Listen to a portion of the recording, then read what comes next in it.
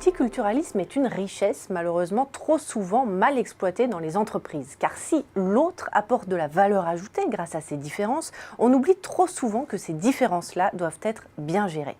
En effet, les méthodes de travail ne sont pas universelles, tout comme les comportements d'ailleurs, les signes de politesse ou encore les processus de négociation. Alors comment faire pour éviter les malentendus et les conflits? Eh bien c'est ce que nous allons voir avec notre invité Christophe Parmeyer. Bonjour.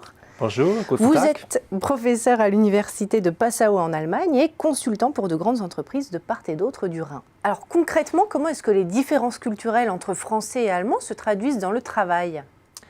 Eh oui, ça peut commencer avec les petites irritations et ça finit avec des grands malentendus. Nous avons appris tous par notre socialisation, les parents, l'école, les amis, ce qui est culturellement normal et acceptable dans la vie en société. Mais tout ce bagage culturel n'est pas universel, il est très spécifique. En étudiant le management chez Arte avec un collègue universitaire français, Éric Tavoine, nous avons constaté que le rôle hiérarchique est beaucoup plus marqué et plus affectif chez les Français, même après des années de travail ensemble. Le chef français se voit comme le patron qui prend des décisions. Il est très présent auprès de son équipe. La plupart des collaborateurs l'apprécient, alors que le chef allemand se considère plutôt comme le premier parmi ses pairs. Il délègue les décisions, il veut que la machine fonctionne. Il ne tient beaucoup à ne pas se montrer.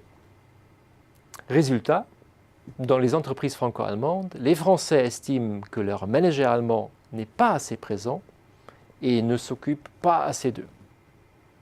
Tandis que les Allemands déplorent un chef français qui décide de tout et les contrôle trop. Alors qu'en est-il de la communication? Vous parliez d'un côté affectif chez les Français. Tout à fait. Je pense que chez les Français, la communication est beaucoup plus continue, informelle et personnelle. Beaucoup de discussions, que ce soit professionnelles ou des discussions importantes, ont lieu à la pause café ou au déjeuner.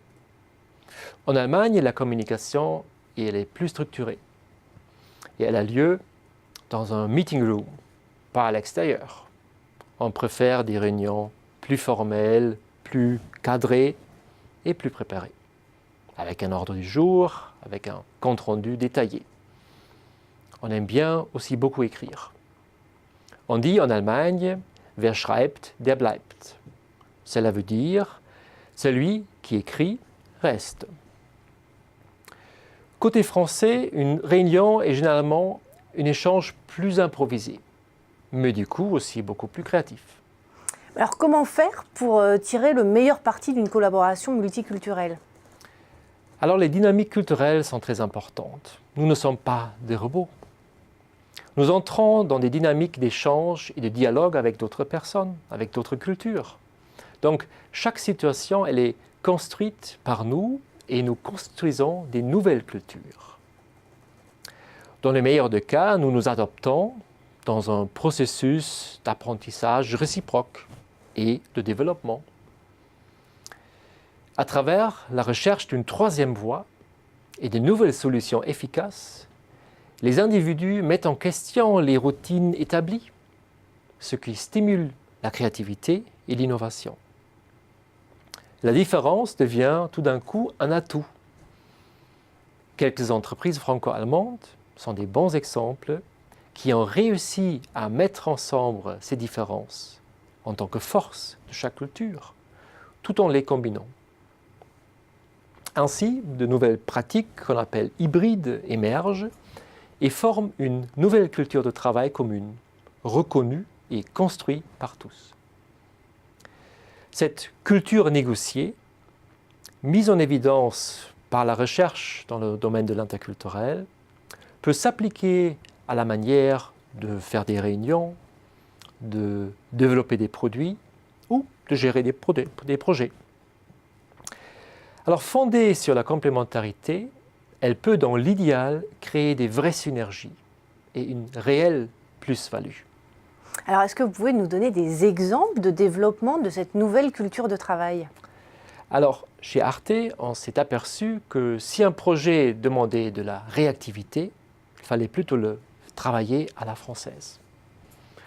Et s'il fallait un dossier hyper construit, il fallait plutôt le traiter à l'allemande. Les deux parties s'ajustent en fonction de la méthode choisie et ainsi on couvre tout le spectre. De même, les Allemands ont finalement apprécié ces pratiques françaises de prendre un café ou de parler business au déjeuner, dans un cadre beaucoup plus agréable et plus informel que dans une salle de réunion.